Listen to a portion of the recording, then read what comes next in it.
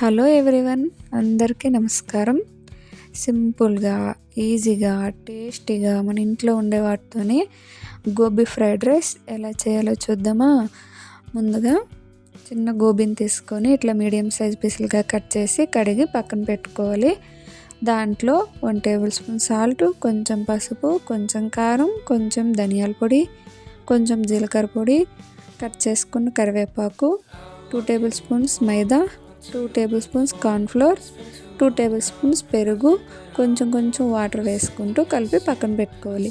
తర్వాత ఒక ప్యాన్ తీసుకొని దాంట్లో డీప్ ఫ్రైకి సరిపడినంత ఆయిల్ వేసి మనం ముందుగా కలిపి పెట్టుకున్న గోబీని వేసి మీడియం ఫ్లేమ్లో గోల్డెన్ బ్రౌన్ కలర్ వచ్చే వరకు ఫ్రై చేసి పక్కన పెట్టుకోవాలి.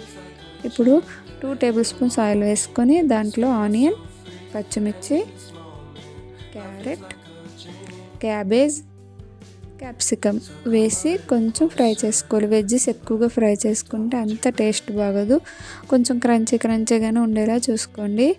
ఇప్పుడు కొంచెం సాల్ట్ వేసుకొని ఇంకొంచెం ఫ్రై చేసుకున్న తర్వాత మనం ముందుగా ఫ్రై చేసి పెట్టుకున్న గోబీని కూడా వేసుకొని బాగా కలుపుకోండి. ఇది బాగా కలిసిన తర్వాత మనం ముందుగానే ఉడికించి పక్కన పెట్టుకున్న రైస్ని కూడా వేసుకోండి. నేను ఇక్కడ నార్మల్ రైస్తోనే చేస్తున్నా, మీకు కావాలంటే మీరు బాస్మతి రైస్ కూడా యూస్ చేసుకోవచ్చు. రైస్ బాగా కొంచెం ఫ్రై అయిన తర్వాత కారం, కొంచెం ధనియాల పొడి, సాల్ట్ వేసి ఇంకాసేపు బాగా ఫ్రై చేసుకొని 1 table spoon soya sauce, 1 table spoon vinegar వేసి హై ఫ్లేమ్లోనే టాస్ చేస్తూ కలుపుకోవాలి. మనం హై ఫ్లేమ్లో కలుపుకున్నప్పుడే ఫ్లేవర్స్ అన్నీ రైస్కి బాగా పడతాయి.